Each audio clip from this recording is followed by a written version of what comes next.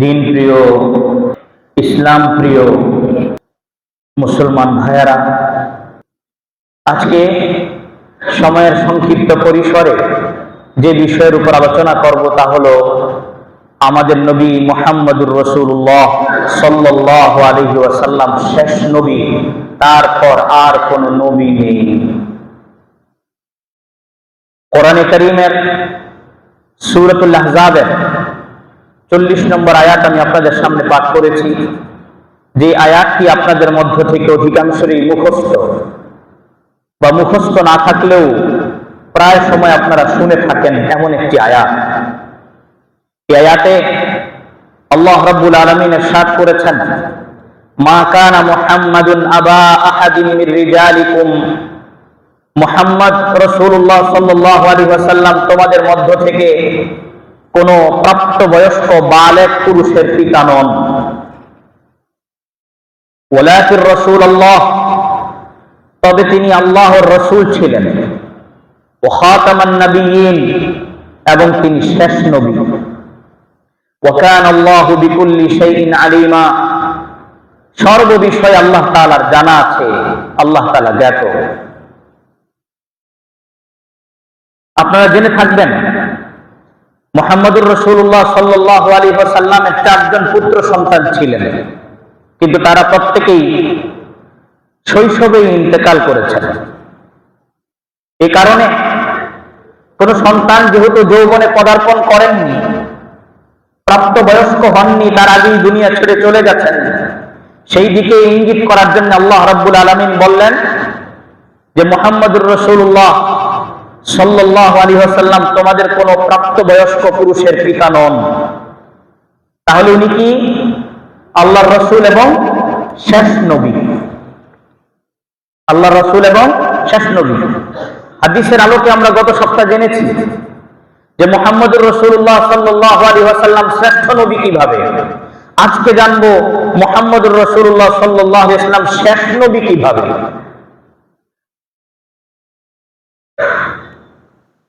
মুহাম্মদুর রাসূলুল্লাহ শেষ নবী কিভাবে তা জানার জন্য এর আগে কিছু বিষয় জানা থাকা দরকার। তাহলে হুজুর সাল্লাল্লাহু আলাইহি ওয়াসাল্লামই একমাত্র শেষ নবী, তারপর আর কোন নবী নেই, এই কথাটা আমাদের বুঝে আসবে। তাই আলোচনা বুঝার সুবিধার্থে আমি আজকের আলোচনাকে কয়েকটি প্রশ্নে সাজিয়েছি। যেমন প্রশ্নগুলো আপনাদের সামনে রাখার পরে তার উত্তরটা জানার আগ্রহ জাগে, এবং প্রত্যেকটা প্রশ্নের যে উত্তরগুলো দেয়া হবে সেগুলো মুখস্থ রাখা সহজ হয়। মুহাম্মদুর রাসূলুল্লাহ সাল্লাল্লাহু আলাইহি ওয়াসাল্লাম শেষ নবী, তারপর কোন নবী নেই। নবী আসবেন না, না, বরং নবী নেই। নবী তো আসবেনই, এরপরে নবী আসবেন, হযরত ঈসা আলাইহিস সালাতু ওয়াস সালাম আসবেন, কিন্তু মুহাম্মদুর রাসূলুল্লাহ সাল্লাল্লাহু আলাইহি সাল্লামের পরে নবী হয়ে আসবেন না। নবীর নবুয়ত থাকবে, কিন্তু উনি শরীয়ত মানবেন কার? মুহাম্মদুর রাসূলুল্লাহ সাল্লাল্লাহু আলাইহি সাল্লাম। তাই নবী নেই। কিভাবে নবী নেই এই কথা বোঝার জন্য ভূমিকা শুরুর আগের কিছু কথা বুঝতে হবে। 1 নম্বর প্রশ্ন, নবী এবং রাসূলের মাঝে পার্থক্য কি? নবী কাকে বলে, রাসূল কাকে বলে? আরবি ভাষায় বললে অনেক লম্বা সংজ্ঞা দেওয়া যেতে পারে, আমি সেই দিকে যাচ্ছি না। বুঝার সুবিধার্থে খুব সংক্ষেপে বলি। রাসূল বলা হয় যাকে আল্লাহ রাব্বুল আলামিন নতুন শরীয়ত দিয়ে দুনিয়ায় পাঠিয়েছেন, এবং ওই নতুন শরীয়ত এবং কিতাবের উপর উম্মতকে উৎসাহিত করার জন্য, দাওয়াত দেওয়ার জন্য তাকে দায়িত্ব দিয়েছেন, তাকে রাসূল বলে। আর যিনি নবী হবেন তিনিও উম্মতকে সঠিক পথের দিশা দেওয়ার জন্য চেষ্টা করবেন, সৎ পথের তাদেরকে নির্দেশনা দিবেন, অসৎ পথ এবং কাজ থেকে তাদেরকে বিরত থাকার উদ্বুদ্ধ করবেন। কিন্তু শরীয়ত হবে কার? আগের নবীর। আগের নবীর শরীয়ত অনুযায়ী তিনি উম্মতকে ভালো মন্দ শিখাবেন। নবী এবং এই রাসূলের পার্থক্যটা সহজে বুঝার জন্য এভাবে বোঝা যেতে পারে। কোন একজন রোগী ডাক্তারের কাছে গেলেন নির্দিষ্ট কোন রোগের জন্য, ডাক্তার তাকে একটা প্রেসক্রিপশনে ওষুধ দিয়ে দিলেন, কিন্তু রোগী রোগ কোনোভাবে সারছে না। তিনি ডাক্তার পরিবর্তন করে ওই হসপিটালে বা অন্য কোনো হসপিটালে ডাক্তারের কাছে গেলেন। যাওয়ার পর উনি জিজ্ঞাসা করলেন, ডাক্তার রোগীকে জিজ্ঞাসা করলেন, আপনি কি এর আগে কোনো ডাক্তারের কাছে গিয়েছেন? রোগী বললেন যে হ্যাঁ স্যার গিয়েছিলাম। তো তিনি বললেন আগের প্রেসক্রিপশনটা আমাকে দেখান। প্রেসক্রিপশন যা ছিল তা দেখে উনি নিচে লিখে দিলেন, আগের প্রেসক্রিপশন অনুযায়ী আপনাকে ওষুধ খেতে হবে, ওষুধ সেবন করতে হবে। বুঝে থাকলে বলেন। দ্বিতীয় ডাক্তার নতুন ডাক্তারের প্রেসক্রিপশনের উপর রোগীকে থাকতে বললেন, না দ্বিতীয় ডাক্তার নতুন করে প্রেসক্রিপশন লিখলেন? বলেন। আগের ডাক্তার যেই প্রেসক্রিপশনে যেই ওষুধ দিয়েছেন ওই ওষুধ সেবন করে ওই ডাক্তারের আগের ডাক্তারের প্রেসক্রিপশনকে ফলো করার প্রতি উদ্বুদ্ধ করলেন। একজন রাসূল তিনি পৃথিবীতে আসবেন নতুন শরীয়ত নিয়ে, নতুন কিতাব নিয়ে, ওই শরীয়ত অনুযায়ী উম্মতকে চলার নির্দেশনা দিবেন। তিনি হলেন রাসূল। আর নবী হলেন যিনি নতুন শরীয়ত নতুন কিতাব নিয়ে আসবেন না, বরং আগের নবীর শরীয়ত মানার জন্য উম্মতকে উদ্বুদ্ধ করবেন। রাসূল এবং নবীর মাঝে পার্থক্যটা বুঝে আসছে। দ্বিতীয় প্রশ্ন, আমাদের নবী শেষ নবী। মূল পয়েন্ট ভুলে গেলে হবে না। আমাদের আলোচ্য বিষয় হলো আমাদের নবী শেষ নবী। নবীর পরে আর কোন নবী নেই।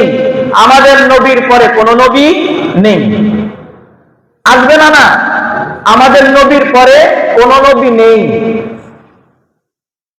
কেননা হাদিসে রাসূলুল্লাহ সাল্লাল্লাহু আলাইহি ওয়াসাল্লাম বলেছেন, আনা খাতামুন নাবিয়্যিন লা নাবিয়্যা বাদি। আমি শেষ নবী, আমার পর কোন নবী নেই। আল্লাহ তাআলা কোরআনে কারীমে বলেছেন মুহাম্মদুর রাসূলুল্লাহ হলেন খাতামুন নাবিয়্যিন, সর্বশেষ নবী। অন্য হাদিসে রাসূলুল্লাহ সাল্লাল্লাহু আলাইহি ওয়াসাল্লাম সাদ করেছেন, আনা আখিরুল আনবিয়াই ওয়া আনতুম আখিরুল উমাম। আমি সর্বশেষ নবী আর তোমরা হলা সর্বশেষ উম্মত। আমরা হলাম সর্বশেষ উম্মত আর আমাদের নবী সর্বশেষ নবী। আমাদের নবী শেষ নবী, এটা হলো আজকে আমাদের আলোচ্য বিষয়। আলোচ্য বিষয় বুঝার সুবিধার্থে দ্বিতীয় প্রশ্ন, নবীরা রাসূলরা পৃথিবীতে আসেন কেন? পৃথিবীতে আসেন কেন? এক কথায় যদি বলি তাহলে এভাবে বলতে হয়, নবী রাসূলরা পৃথিবীতে আসেন উম্মতের ইসলাহ সংশোধনের জন্য। ইসলাহ বা সংশোধন শব্দটা একটু কঠিন হতে পারে, এটাকে আরো সহজ করে এভাবে বলা যায়, নবী এবং রাসূলরা পৃথিবীতে আসেন উম্মতের আন্তরিক যে রোগ আছে সেটা চিকিৎসার জন্য। ডাক্তার যেমন মানুষের শরীরের চিকিৎসা করে, নবী রাসূলরা এসে কি করেন? মানুষের অন্তরের যে রোগ আছে, সেই জং আছে, ময়লা আছে, সেটা দূর করেন, অন্তরের চিকিৎসা করেন। তাহলে এক কথায় যদি আপনাকে প্রশ্ন করা হয়, আপনি উত্তর দিবেন এক কথায় কিভাবে? নবী রাসূলরা পৃথিবীতে আসেন কেন? উম্মতের চিকিৎসা করার জন্য। উম্মতের চিকিৎসা করার জন্য নবী রাসূল আসেন পৃথিবীতে উম্মতের চিকিৎসা করার জন্য। আমাদের আলোচ্য বিষয় ছিল আমাদের নবী শেষ নবী। তা বুঝার জন্য আমরা এর আগে ভূমিকা স্বরূপ কিছু বিষয় বুঝছিলাম। 3 নম্বর প্রশ্ন, মুমিন কাকে বলে? মুমিন কাকে বলে? মুমিন বলা হয় যে ব্যক্তির ঈমান 7 জিনিসের উপর পূর্ণভাবে থাকে, তাকে মুমিন বলে। বলেন তো কয় জিনিসের উপর ঈমান আনলে তাকে পূর্ণ মুমিন বলে? 7 জিনিসের উপর। এই 7 জিনিসের উপর ঈমান আনলে পূর্ণ মুমিন হয়। এই 7টা জিনিস কি কি? এগুলো আমরা এখানে যারা আছি প্রায় ছোটবেলায় বেশিরভাগ মানুষকে তাদের আব্বা আম্মারা ছোটবেলা শিখিয়েছেন অথবা মক্তবে মসজিদে শিখিয়েছেন। আমানতু বিল্লাহি, বলেন আমানতু বিল্লাহি ওয়া মালাইকাতিহি ওয়া কুতুবিহি ওয়া রুসুলিহি ওয়াল ইয়াউমিল আখির ওয়াল কদরি খাইরিহি ওয়া শাররিহি মিনাল্লাহি তাআলা ওয়াল বাসি বাদাল মাউত। এর আগে শুনেছেন কিনা কখনো? মুখস্থ তো বলতে পারবেন মাশাআল্লাহ। দেখি একটু জোরে সরে সবাই বলেন তো ঈমানে মুফাসসাল বলে এটাকে কি বলে? ঈমানে মুফাসসাল। কয় জিনিসের উপর ঈমান আনলে একজন মানুষকে পূর্ণ মুমিন বলে? 7 জিনিসের উপর। 7 জিনিসের উপর ঈমান আনলে একজন মানুষকে পূর্ণ মুমিন বলে। আর 7 জিনিসের উপর যদি মধ্য থেকে যদি তার কোনো এক জিনিসের উপর ঈমান না থাকে, তাহলে সে পূর্ণ নয়, বরং মুমিনই নয়। পূর্ণ নয়, বরং সে কি নয়? মুমিনই নয়। তাহলে 7 জিনিস কি?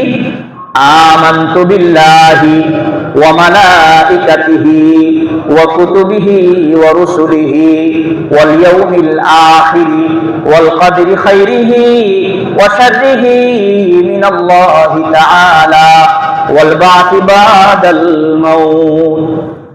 সাতটা বিষয় কি? এক নাম্বার, আমানতু বিল্লাহি, আমি ঈমান আনলাম কার উপর? জোরে বলেন, কার উপর? আল্লাহর উপর। ওয়া মালাইকাতিহি, ঈমান আনলাম কার উপর? ফেরেশতাগণের উপর। ওয়া কুতুবিহি, ঈমান আনলাম কার উপর? তার কিতাবের উপর। আল্লাহ তাআলা কিতাব পাঠিয়েছেন, কিতাব পাঠিয়েছেন।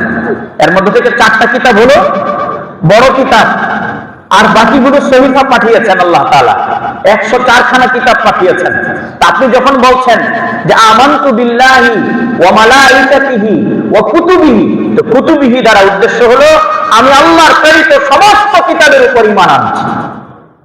তাহলে এক নম্বর কি জিনিস, কোন জিনিসের উপর ঈমান আনতে হবে? আল্লাহর একত্ববাদের উপর। কার উপর? আমানতু বিল্লাহি ওয়া মালাইকাতিহি ওয়া কুতুবিহি ওয়া রুসুলিহি।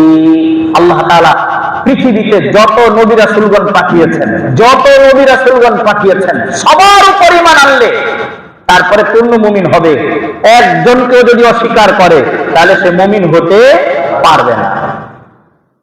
ওয়াল ইয়াউমিল আখির, ওয়াল ইয়াউমিল আখির, শেষ দিবসের উপর, কিয়ামতের দিবসের উপর। কার উপর ঈমান আনতে হবে? শেষ দিনের উপর। ওয়াল কদরি খাইরিহি ওয়া শাররিহি মিনাল্লাহি তাআলা, ভালো মন্দ যা হয় সব কার পক্ষ থেকে? আল্লাহর পক্ষ থেকে। ভালো হয় কার পক্ষ থেকে? মন্দ হয় কার পক্ষ থেকে? আল্লাহর পক্ষ থেকে। ওয়াল বা'থি বা'দাল মাউত, 7 নম্বর হলো মৃত্যুর পর আবার আমাকে পুনরায় জীবিত করা হবে, আমাকে পুনরুত্থিত করা হবে, এর উপর ঈমান আনতে হবে। তাহলে কয় জিনিসের উপর ঈমান আনলে তাকে মুমিন বলা হবে? 7 জিনিস। আমানতু বিল্লাহি ওয়া মালাইকাতিহি ওয়া কুতুবিহি ওয়া রুসুলিহি ওয়াল ইয়াউমিল আখির ওয়াল কদরি খাইরিহি ওয়া শাররিহি মিনাল্লাহি তাআলা ওয়াল বা'থি বা'দাল মাউত। আমি ঈমান আনলাম আল্লাহর উপর, ঈমান আনলাম ফেরেশতাগণের উপর, ঈমান আনছি তার কিতাবাদির উপর, ঈমান আনলাম তার রাসূলের উপর, ঈমান আনলাম শেষ দিনের উপর। ভালো মন্দ যা হয় আল্লাহর পক্ষ থেকে হয়, কথার উপর ঈমান আনলাম। আমি ঈমান আনলাম আমার মৃত্যুর পর আবার আমাকে পুনরায় জীবিত করা হবে, এই কথার উপর। কয় জিনিসের উপর ঈমান আনতে হবে? 7 জিনিসের উপর। আল্লাহ তাআলা তৌফিক দিলে কখনো 7 জিনিসের উপরে ভিন্ন ভিন্ন ভাবে আলোচনা করা হবে। আজকে আমাদের বিষয় যেটা, সেটা এখানে একটা আছে, সেটা হলো আমি ঈমান আনলাম তার রাসূলগণের উপর। ঈমান আনলাম কার উপর? আমাদের মূল আলোচ্য বিষয় ভুলে গেছেন মনে হয়। মূল আলোচ্য বিষয় কি ছিল? কি ছিল? আমাদের নবী শেষ নবী, আমাদের নবী শেষ নবী, আমাদের নবী শেষ নবী, নবীর পর নবী নাই, নবীর পর নবী নাই, নবীর পর নবী নাই। এটা ছিল আলোচ্য বিষয়। এই আলোচ্য বিষয় বুঝতে সুবিধার্থে, বোঝার সুবিধার্থে আমরা 3 নম্বর প্রশ্ন রেখেছিলাম, মুমিন কাকে বলে? তার উত্তর দেওয়া হলো, যে ব্যক্তি 7 জিনিসের উপর ঈমান আনে তাকে মুমিন বলা হয়। 7 জিনিসের মধ্যে থেকে 4 নম্বর বিষয় হলো আমি ঈমান আনলাম আল্লাহ কর্তৃক প্রেরিত সমস্ত রাসূলদের উপর। তাই না? রাসূলদের উপরে ঈমান আনার অর্থ কি? কয় জিনিসের উপর ঈমান আনলে পরে রাসূলদের উপর ঈমান এনেছেন বোঝা যাবে। রাসূলদের উপরে তো তাহলে একটু আগে বিশ্লেষণ করি যে রাসূল বলতে সমস্ত রাসূল উদ্দেশ্য না আমাদের নবী এবং রাসূল মুহাম্মদুর রাসূলুল্লাহ সাল্লাল্লাহু আলাইহি সাল্লামের ব্যাপারটা ভিন্ন। আগে ওনাকে সবার সাথে রাখি, রেখে দেখি যে সমস্ত রাসূলদের উপরে ঈমান আনার পদ্ধতি কয়টা? 4টা। কয়টা? সমস্ত রাসূলদের উপর ঈমান আনার কয় কথা? 4 কথা। ঈমান আনার কয় অর্থ? 4 অর্থ। 4 ভাবে রাসূলদের উপর ঈমান আনতে হবে। 4 ভাবে। এক হলো এই কথা বিশ্বাস করতে হবে যে আল্লাহ তাআলা প্রত্যেক উম্মতের জন্য নবী পাঠিয়েছেন। আর ওই রাসূলরা নবীরা দুনিয়ায় এসে মানুষকে হেদায়েতের পথে আহ্বান করেছেন এবং এক আল্লাহর ইবাদতের দিকে আহ্বান করেছেন, মূর্তি পূজার ইবাদত থেকে তাদেরকে বিরত থাকার নির্দেশ দিয়েছেন। আল্লাহ তাআলা কোরআনে কারীমে বলেন, ওয়ালাকাদ বাআসনা ফী কুল্লি উম্মাতির রাসূলান আন ইবুদুল্লাহা ওয়াজতানিবুত তাগুত। আল্লাহ তাআলা বলেন যে আমি প্রত্যেক উম্মতের মাঝে রাসূল পাঠিয়েছি। রাসূলরা কি করতেন? এসে মানুষকে আহ্বান করতেন যে তোমরা এক আল্লাহর ইবাদত করো, এক আল্লাহর ইবাদত করো। যত নবী রাসূল দুনিয়ায় এসেছেন সবাই এক মিশন ও ভিশন নিয়ে দুনিয়ায় এসেছেন। সর্বপ্রথম যে কাজটা করেছেন সেটা হলো এক আল্লাহর ইবাদত করো, আল্লাহ ছাড়া অন্য যত কিছু আছে সব কিছুর ইবাদত থেকে বিরত থাকো, এই দাওয়াত দিয়েছেন। ওয়া ইলা আদিন আখাহুম হুদা, আদ জাতির কাছে আল্লাহ তাআলা কাকে পাঠিয়েছেন? তাদের ভাই হুদকে পাঠিয়েছেন, হুদ আলাইহিস সালামকে পাঠিয়েছেন। ওয়া ইলা আদিন আখাহুম হুদা ক্বালা ইয়া কওমি ইবুদুল্লাহ মা লাকুম মিন ইলাহিন গায়রু। হুদ এসেছেন আদ সম্প্রদায়ের কাছে এসে দাওয়াত দিয়েছেন যে আমার ভাইয়েরা তোমরা এক আল্লাহর ইবাদত করো, আল্লাহর সাথে কাউকে শরীক করিও না। ওয়া ইলা সামুদ আখাহুম সালিহা ক্বালা ইয়া কওমি ইবুদুল্লাহ মা লাকুম মিন ইলাহিন গায়রু। সামুদ জাতির কাছে পাঠিয়েছেন হযরত সালেহকে, সালেহ ইসলামকে। তিনি এসে তার উম্মতকে দাওয়াত দিয়েছেন, হে আমার ভাইয়েরা, হে আমার সম্প্রদায়, এক আল্লাহর ইবাদত করো। কয় আল্লাহর ইবাদত করো? এক আল্লাহর ইবাদত করো। ওয়া ইলা মাদিয়ান আখাহুম শুআইবা ক্বালা ইয়া কওমি ইবুদুল্লাহ মা লাকুম মিন ইলাহিন গায়রু। মাদিয়ানে পাঠিয়েছেন হযরত শুআইবকে আলাইহিস সালামকে। তিনি এসে তার উম্মতকে দাওয়াত দিয়েছেন তোমরা এক আল্লাহর ইবাদত করো, আল্লাহর সাথে কাউকে শরীক করো না। নবী রাসূলরা পৃথিবীতে এসে এক নম্বর বিশ্বাস, রাসূলদের উপর ঈমান আনার অর্থ হলো এই কথার বিশ্বাস স্থাপন করা যে আল্লাহ রাব্বুল আলামিন পৃথিবীতে যত নবী রাসূলকে পাঠিয়েছেন তারা এসে একত্ববাদের দাওয়াত দিয়েছেন এবং উম্মতকে শিরক বিদআত থেকে বিরত থাকার নির্দেশ দিয়েছেন। এক নম্বর ঈমান। নবী রাসূলদের প্রতি ঈমান আনার দ্বিতীয় অর্থ হলো এই কথার বিশ্বাস করা যে আল্লাহ রাব্বুল আলামিন কোরআনে কারীম এবং হাদিসে যতজন নবীর কথা এনেছেন তাদের উপরও ঈমান আনলাম, যাদের নাম আনেন নাই তাদের উপরেও ঈমান আনলাম। কথা কি বুঝা যাচ্ছে? কোরআনে কারীমে মাত্র 25 জন রাসূল নবী রাসূলের নাম আছে। কয়জনের? 25 জন। তাহলে কি নবী রাসূল 25 জনই ছিলেন না এর বেশিও ছিলেন? তো তাহলে ঈমান আনার সময় আমাদের ঈমান আনতে হবে সব নবীর উপর না 25 জনের উপর? তাই নবী রাসূলদের উপর ঈমান আনার দ্বিতীয় অর্থ হলো এই কথার বিশ্বাস স্থাপন করা আল্লাহ তাআলা কোরআন এবং সুন্নাহ হাদিসে যাদের নাম এনেছেন তাদের উপরও ঈমান আনা এবং যাদের নাম আনেননি তাদের উপরেও ঈমান আনা। আল্লাহ তাআলা কোরআনে কারীমে বলেছেন, ওয়ালাকাদ বাআসনা ফী কুল্লি উম্মাতির রাসূলান, ওয়ালাকাদ বাআসনা, আমি আপনার পূর্বে রাসূলদেরকে পাঠিয়েছি। ওয়ালাকাদ আরসালনা, আল্লাহ তাআলা রাসূলদেরকে পাঠিয়েছেন। রাসূলদেরকে পাঠানোর পরে তাদের কাজ তারা করেছেন, কিন্তু কয়জন রাসূলকে পাঠিয়েছেন সবার নাম আল্লাহ তাআলা মুহাম্মদুর রাসূলুল্লাহ সাল্লাল্লাহু আলাইহি ওয়াসাল্লামকে জানাননি। দলিল আল্লাহ তাআলা বলেন, মিনহুম মান কাসাসনা ওয়া মিনহুম মান লাম নাকাসুস আলাইহি। নবী রাসূলদের মধ্য থেকে কাকে কাকে আমি পাঠিয়েছি, কারো কারো নাম তো আপনাকে বলেছি আর কারো কারো বিবরণ আপনার কাছে আমি দেইনি। তাহলে আমাদের জন্য নবী রাসূলদের উপর ঈমান আনার দ্বিতীয় অর্থ কি বলেন? আল্লাহ কর্তৃক প্রেরিত সকল নবী রাসূলের উপর এই কথার বিশ্বাস করা যে তারা আল্লাহর পক্ষ থেকে এসেছেন। 3 নম্বর বিশ্বাস, আল্লাহ তাআলা নবী রাসূলদেরকে যেই দায়িত্ব দিয়ে পাঠিয়েছেন এই দায়িত্ব পূর্ণভাবে নবী রাসূলরা আঞ্জাম দিয়েছেন, কোন রকমের কোন ত্রুটি তাতে বিচ্যুতি রাখেননি। আল্লাহ তাআলা বলেন, ওমা আলার রাসূলি ইল্লাল বালাগুল মুবিন। রাসূলের কাজ হলো আমি তাকে যা দিয়েছি সুস্পষ্ট বাণী সেটার সে কি করবে? ব্যাখ্যা দিবে মানুষের কাছে, দাওয়াত দিবে মানুষকে, আর উপরে পৌঁছে দিবে। এটা রাসূলের নবীদের কাজ ছিল। তাহলে 3 নম্বর বিশ্বাস, নবী রাসূলদের প্রতি ঈমান আনার অর্থ বলছিলাম। কয়টা ব্যাখ্যা নবী রাসূলদের প্রতি ঈমান আনা? 4 ব্যাখ্যা। 1 নম্বর ব্যাখ্যা হলো এই কথার বিশ্বাস স্থাপন করা যে আল্লাহ কর্তৃক আল্লাহ তাআলা নবী রাসূলদেরকে প্রত্যেক উম্মতের জন্য পাঠিয়েছেন এবং তারা এসে সৎ কাজের নির্দেশ দিয়েছেন, অসৎ কাজ থেকে বিরত রাখার উদ্বুদ্ধ করেছেন, আহ্বান করেছেন মানুষকে। 2 নম্বর বিশ্বাস হলো আল্লাহ তাআলা যাদের কথা উল্লেখ করেছেন, যাদের নাম উল্লেখ করেছেন তাদের উপরও ঈমান আনা, যাদের নাম উল্লেখ করেননি তাদের উপরও ঈমান আনা। 3 নম্বর আল্লাহ কর্তৃক তাদেরকে যে দায়িত্ব দেওয়া হয়েছে সেই দায়িত্ব পূর্ণাঙ্গভাবে তারা আঞ্জাম দিয়েছেন, কোন রকম ত্রুটি বিচ্যুতি করে। 4 নম্বর অর্থ। 4 নম্বর, এই 4 নম্বর পয়েন্টে আমাদের নবীকে মুহাম্মদুর রাসূলুল্লাহ সাল্লাল্লাহু আলাইহি ওয়াসাল্লামকে অন্য নবীদের থেকে একটু পৃথকভাবে দেখতে হবে। সেটা কি? অন্য নবী রাসূলরা সবাই নবী রাসূল ছিলেন, তাদের ব্যাপারে এই 3 বিশ্বাস করতে হবে। যে 3টা বলা হলো, তারা আল্লাহ কর্তৃক প্রেরিত, যাদের নাম নেওয়া হয়েছে তাদের উপরে ঈমান আনতে হবে, যাদের নাম নাই তাদের উপরেও ঈমান আনতে হবে। 3 নম্বর বিষয় ছিল আল্লাহ কর্তৃক তাদেরকে যে দায়িত্ব দেওয়া হয়েছে সেই দায়িত্ব পূর্ণাঙ্গভাবে তারা আঞ্জাম দিয়ে গেছেন।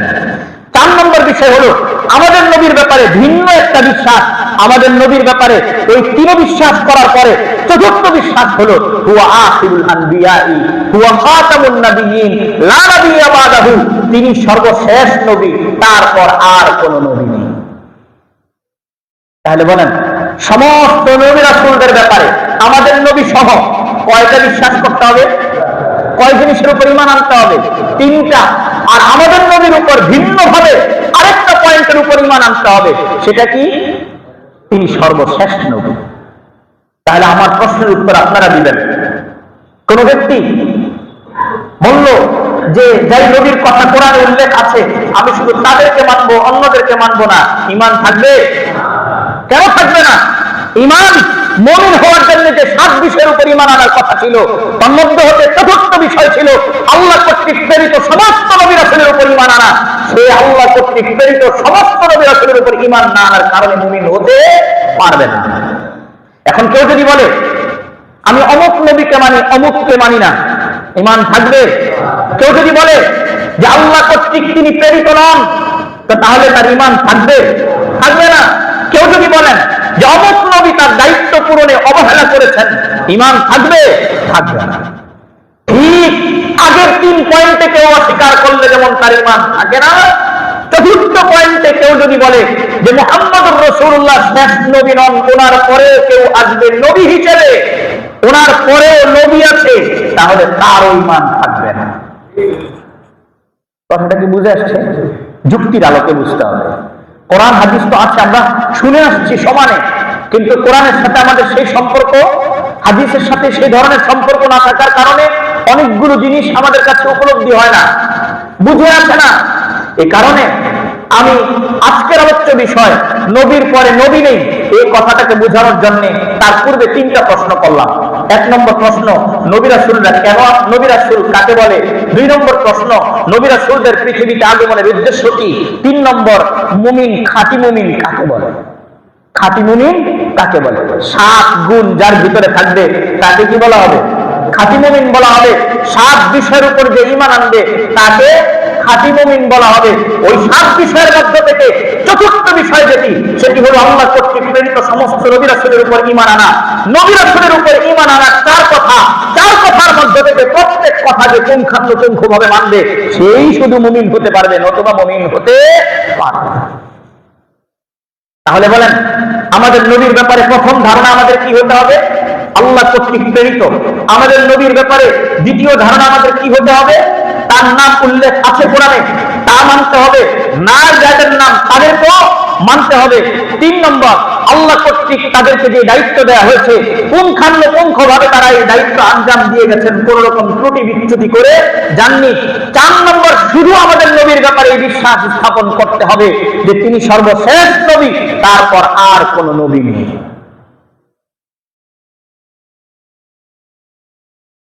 আমাদের নবীর পরে আর কোন নবী নেই এই কথাটাকে কোরআনের আলোকে একটু বুঝাই। চলো, আমাদের নবীর পরে আর কেন নবী নেই? এই 4র্থ প্রশ্ন, আমাদের নবীর পরে আর নবী নেই কেন? নবী কেন নেই? কারণ আমাদের নবী বিশ্ব নবী, আমাদের নবী বিশ্ব নবী। তার শরীয়ত, তার কোরআন সার্বজনীন, তার বিধিবিধান সার্বজনীন। যেহেতু উনি নির্দিষ্ট কোন গোত্র বা এলাকার জন্য নবী হয়ে আসেননি, বরং গোটা বিশ্ববাসীর জন্য নবী হয়ে আসছেন, তাই আর নবীর পরে নবীর দরকার নেই। যেহেতু আমাদের নবী মুহাম্মদুর রাসূলুল্লাহ সাল্লাল্লাহু আলাইহি ওয়াসাল্লামের বিধিবিধান সার্বজনীন, তাই ওনার বিধিবিধান কিয়ামত পর্যন্ত আগত উম্মতদের জন্য যথেষ্ট। এরপরে আর কোন নতুন বিধিবিধানের দরকার নেই। তাই আমাদের নবী শেষ নবী, তারপর আর কোন নবী দরকার নেই। আমাদের নবী বিশ্ব নবী। কোরআনে কারীম আল্লাহ তাআলা বলেন, ওমা আরসালনাকা ইল্লা কাফাতাল লিন্নাসি বাশীরাও ওয়া নাযীরা। আমি আপনাকে সমগ্র বিশ্ব জাহানের জন্য পাঠিয়েছি। কাফাতাল লিন্নাসি বাশীরাও ওয়া নাযীরা। কি করে পাঠিয়েছি? সুসংবাদদাতা এবং ভয় ভীতি প্রদর্শনকারী হিসেবে। আমাদের নবীকে আল্লাহ তাআলা বড় মায়া করে বানিয়েছেন। ওনার প্রথম গুণটা কি বলেছেন? সুসংবাদ দানকারী। দ্বিতীয় গুণ কি বলেছেন? ভীতি প্রদর্শনকারী। ওমা আরসালনাকা ইল্লা কাফাতাল লিন্নাসি বাশীরাও ওয়া নাযীরা। নবী, আপনাকে আমি বিশ্ব নবী হিসেবে পাঠিয়েছি, সমগ্র জাতির জন্য পাঠিয়েছি। আপনি উম্মতের কাছে গিয়ে তাদেরকে সুসংবাদ দিবেন এবং জাহান্নামের ভয় দেখাবেন। অন্য আয়াতে আল্লাহ তাআলা বলেন, ওমা আরসালনাকা ইল্লা রাহমাতাল লিল আলামিন। হে নবী, আমি আপনাকে গোটা বিশ্ববাসীর জন্য রহমত স্বরূপ পাঠিয়েছি। অন্য আয়াতে আল্লাহ তাআলা বলেন, কুল ইয়া আইয়ুহান নাস ইন্নী রাসূলুল্লাহি ইলাইকুম জামিআ। হে নবী, আপনি মানুষের মাঝে ঘোষণা করে দিন, হে মানব জাতি, আমি তোমাদের কাছে সকলের নবী। জিনেরও নবী, মানুষেরও নবী। হাদিসের কিতাবে আছে, কোরআনে কারীমে সূরাতুল আহকাফের শেষের দিকে আছে, রাসূলুল্লাহ সাল্লাল্লাহু আলাইহি ওয়াসাল্লাম রাত্রিকালীন সময়ে জিনদেরকে পড়াতে যেতেন, কোরআন শিক্ষা দিতে যেতেন। আমাদের নবী জিনদেরকেও কি করতে যেতেন? কোরআন শিক্ষা দিতে যেতেন। তিনি বিশ্ব নবী ছিলেন, সর্বজনীন ছিলেন। ওনার হুকুম বিধিবিধান সবার কাছে গৃহীত, সব সময়ের জন্য গৃহীত। এমন নয় যে 2025-এ গ্রহণযোগ্য, আবার 2029-এ কি অগ্রহণযোগ্য, আবার নতুন সংসদ আসলে আবার পরিবর্তনের প্রয়োজন হবে, আবার বসে পরামর্শ করে কি করতে হবে, ঐক্যবদ্ধ কমিশনার গঠন করতে হবে। এই ধরনের কোনো কিছুর প্রয়োজন নেই। আমাদের নবী মুহাম্মদুর রাসূলুল্লাহ জি কোরআনে কারীম নিয়ে এসেছেন পৃথিবীতে কিয়ামত পর্যন্ত আগত সমস্ত মানুষের জন্য পালনীয় এবং গ্রহণযোগ্য কিতাব। এরপরে আর কোন ধর্মের প্রয়োজন নেই, কোন ধর্মপণ্ডিতেরও প্রয়োজন নেই। আলহামদুলিল্লাহ। হ্যাঁ, তবে যুগে যুগে উলামায়ে কেরাম আসতে হবে, যারা এসে উম্মতের মাঝে কোরআনে কারীমের ব্যাখ্যা বিশ্লেষণ দিবে। যেই কাজটা নবী থাকলে করতেন, নবীর রেখে যাওয়া কোরআন এবং কিতাব ও হাদিসের ওই কাজটাই উম্মতের উলামায়ে কেরাম আঞ্জাম দিবেন। ব্যাখ্যাকারী লোকের প্রয়োজন হবে, অন্যথায় গুমরাহি ভ্রষ্টতা চলে আসবে উম্মতের মাঝে। যার যেখানে যেভাবে মন চায় সেটার ব্যাখ্যা সে নিজে ওইভাবে করবে, তার সুবিধা মতো ব্যাখ্যা করা শুরু করবে। এই কারণে সঠিক ব্যাখ্যা বিশ্লেষণকারী লোকের প্রয়োজন হবে। তাই আল্লাহ তাআলা রাসূলুল্লাহ সাল্লাল্লাহু আলাইহি ওয়াসাল্লামকে শেষ নবী বানিয়েছেন, যেহেতু তাই বিশ্ব নবী বানিয়েছেন ওনাকে। আর ওনার বিধিবিধান, ওনার রেখে যাওয়া নিয়ম কানুন, এটা সার্বজনীন। তাই এই দুই জিনিসের পরে আর কোন নবীর তো দরকারই নেই। তো নবীর পরে নবী নেই। আমাদের আলোচ্য বিষয় ছিল নবীর পর নবী নেই। এই কথাটা যুক্তির আলোকে, কোরআন সুন্নাহর আলোকে বুঝা, আমরা সেটাই পেশ করার চেষ্টা করেছি এতক্ষণে, যে আমাদের নবীর পরে নবী আসার প্রয়োজন যদি থাকতো তাহলে নবী হতো। যেহেতু নবী সাল্লাল্লাহু আলাইহি ওয়াসাল্লামের পরে আর নবীর দরকার নেই, তাই কোন নবীও নেই। এখন কেউ বলতে পারেন যে আমরা তো জানি হযরত ঈসা আলাইহিস সালাতু ওয়াস সালাম আসবেন, হযরত ঈসা আলাইহিস সালাতু ওয়াস সালাম আসবেন, তাহলে নবীর পরে নবী নেই, নবীর পর নবী আসবেন না, এই কথা কিভাবে সহি হলো, সঠিক হলো কিভাবে? এই প্রশ্ন কারো হতে পারে, এই প্রশ্ন কারো হতে পারে। প্রশ্নের উত্তর বুঝার আগে একটু স্বাভাবিকভাবে এই প্রশ্নের উত্তর দেন। একজন মানুষের শরীরে ক্যান্সার হয়েছে, কথা আল্লাহ না করেন, আল্লাহ হেফাজত করেন, সবাইকে বলেন আমিন। সব ধরনের বড় বড় বিপদ থেকে আল্লাহ তাআলা আমাদেরকে হেফাজত করেন। বিপদ আপদ আল্লাহ তাআলার নিয়ামত, তবে বিপদ সহ্য করার মতো আমাদের ক্ষমতা নেই। তাই আল্লাহ তাআলার কাছে এইভাবে দোয়া করা, আল্লাহ এই অসুস্থতা তোমার নিয়ামত, সুস্থতাও তোমার নিয়ামত, তুমি তোমার অসুস্থ নিয়ামতটাকে সুস্থ নিয়ামত দ্বারা একটা বদল করে দাও, পরিবর্তন করে দাও। এইভাবে দোয়া করা আল্লাহ তাআলার কাছে। বিপদ আপদ আসলে মায়ুস না হয়ে যাওয়া, হীনমন্যতার শিকার না হওয়া, ভেঙে না পড়া যে হায় হায় আমাকেই পেয়ে বসলো আর কাউকে পেল না, এরকম কথা না বলা। আলোচনা চলছিল আমাদের নবী শেষ নবী, নবীর পর নবী নেই। কেন নেই? কারণ উনি বিশ্ব নবী, সার্বজনীন নবী, এরপরে আর নবীর প্রয়োজন নেই। তাহলে নবী যে আসবেন, কেন আসবেন? প্রশ্নের উত্তরটা বুঝার আগে একটু বুঝেন। একজনের শরীরে মরণবেদী ক্যান্সার হলো, অনেক ডাক্তার দেখানোর পরে শেষ একজন বড় ডাক্তারের শরণাপন্ন হওয়ার পরে তিনি একটা চিকিৎসা দিলেন। ওই চিকিৎসার পরে রোগী ভালো হয়ে গেল, ক্যান্সারটা শেষ হয়ে গেল। এখন এই ডাক্তারের পরে যিনি সর্বশেষ চিকিৎসা করলেন, এই চিকিৎসার পরে আর কোন নতুন ডাক্তার বা আগে যারা এসেছিলেন ডাক্তার হিসেবে, ওই সকল ডাক্তাররা এসে নতুন কোন চিকিৎসার দরকার আছে আগের বিষয়ে? নতুন কোন রোগ দেখা দিলে সেটা ভিন্ন কথা, কিন্তু যদি এই রোগের ক্যান্সার ভালো হয়ে যায়, আগের যে সকল ডাক্তাররা ডাক্তারি করেছিলেন, চিকিৎসা দিয়েছিলেন, তারা কি এসে আবার নতুন কোন ঔষধ দেওয়ার দরকার আছে? নাই। কিন্তু রোগী একদিন বাড়িতে ঘোরাফেরা করছে, আর দেখলো তার 2025 যে ডাক্তারকে দেখিয়েছিল, 2016 যে ডাক্তারকে দেখিয়েছিল, ওই ডাক্তারদের মধ্য থেকে কোন এক ডাক্তার আসছেন, এসে বলতেছেন যে আমি ভুলে আপনার বাড়িতে আমার অমুক জিনিসটা রেখে গেছি, সেটা নিতে আসছি। একটু বুঝে থাকলে বলেন তো, এই যে ডাক্তার যিনি আগে ছিলেন ডাক্তার, চূড়ান্ত পর্যায়ের ডাক্তারের চিকিৎসার পরে যে রোগী ভালো হয়ে গেলেন, এরপরে পুরাতন ডাক্তার যিনি আসলেন, ওই ডাক্তার কি রোগীর প্রয়োজনে আসলেন না ডাক্তারের নিজের প্রয়োজনে আসলেন? একটু বুঝে থাকলে বলেন, ডাক্তার কি নিজের প্রয়োজনে আসলেন না রোগীর প্রয়োজনে আসলেন? নিজের প্রয়োজনে। ঈসা নবীনা আলাইহিস সালাতু ওয়াস সালাম আল্লাহ তাআলার কাছে দোয়া করেছিলেন, আয় আল্লাহ তুমি আমাকে মুহাম্মদুর রাসূলুল্লাহর উম্মতের মাঝে শামিল করো। সেই দোয়া আল্লাহ তাআলা কবুল করেছেন। তাহলে সেই ঈসা আলাইহিস সালাতু ওয়াস সালাম এই উম্মতের শেষ সময় আসবেন নবী হয়ে, কি নিজের কারণে, নিজের প্রয়োজনে না উম্মতের প্রয়োজনে? নিজের প্রয়োজনে। তিনি নিজে দোয়া করেছিলেন আল্লাহ তাআলার কাছে, আল্লাহ আমাকে মুহাম্মদুর রাসূলুল্লাহ শেষ নবীর উম্মত হিসেবে কি করেন? কবুল করেন। সেই দোয়া আল্লাহ তাআলা কবুল করে ঈসা আলাইহিস সালামকে পাঠাবেন। ঈসা আলাইহিস সালাম নতুন শরীয়ত নিয়ে এসে এই উম্মতকে নতুন শরীয়তের উপর উদ্বুদ্ধ করবেন। বিষয়টা এমন নয়, বরং মুহাম্মদুর রাসূলুল্লাহ সাল্লাল্লাহু আলাইহি সাল্লামের উম্মতকে মুহাম্মদুর রাসূলুল্লাহ শরীয়ত অনুযায়ী চলার উদ্বুদ্ধ করবেন। এমনকি মুহাম্মদুর রাসূলুল্লাহ সাল্লাল্লাহু আলাইহি ওয়াসাল্লামের যে ইমামরা থাকবেন, সেই ইমামের পিছনে তিনি নামাজ পড়বেন। তাহলে ঈসা আলাইহিস সালাম নিজের প্রয়োজনে আসবেন, এই নবীর উম্মতের নতুন শরীয়ত নিয়ে নয়। তবে এই নবীর উম্মতের অনেক সহায়তা হবে উনি আসায়, অনেক মুজিজা দেখা দিবে, অনেক শক্তি সামর্থ্য হবে মুসলমানদের ওনার আসার কারণে। মুসলমানরা জয় হবে জায়গায় জায়গায় ওনার কারণে, সেটা এই উম্মতের সাহায্য হবে, কিন্তু উম্মতকে নতুন শরীয়ত হিসেবে পরিচালিত করবেন না। তাই স্পষ্ট ভাষায় বলেন, নবীর পরে নবী আছে? নাই। নবীর পরে নবী আছে? নাই। তাহলে এবার আসেন, নবীর পরে নবী আছে যারা বলে, তাদের ঈমানের কি অবস্থা?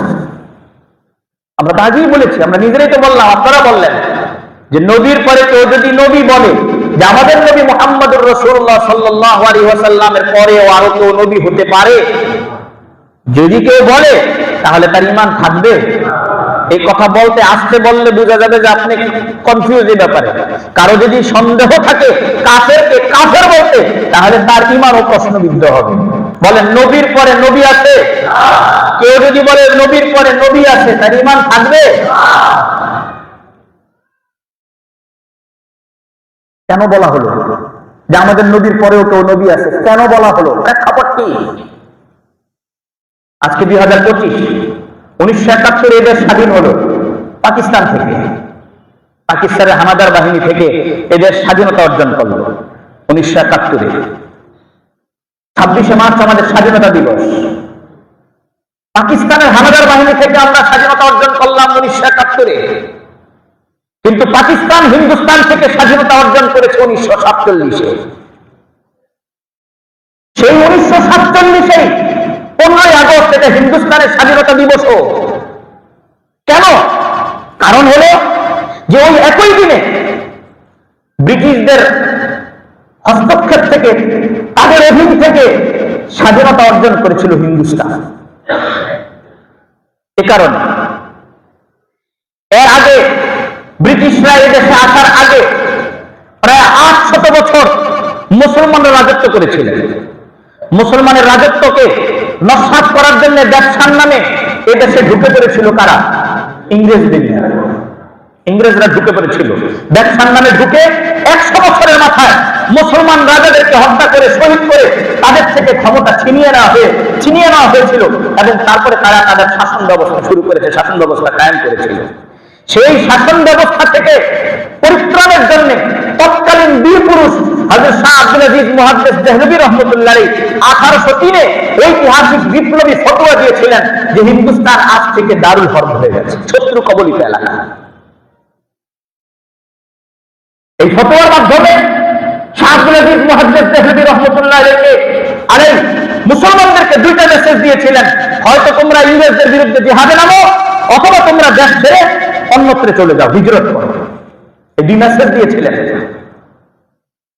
তাহলে প্রথম আজ থেকে 100 বছর আগে 1803-এ মূলত ফতোয়ার মাধ্যমে স্বাধীনতার ডাক দিয়েছিলেন কে?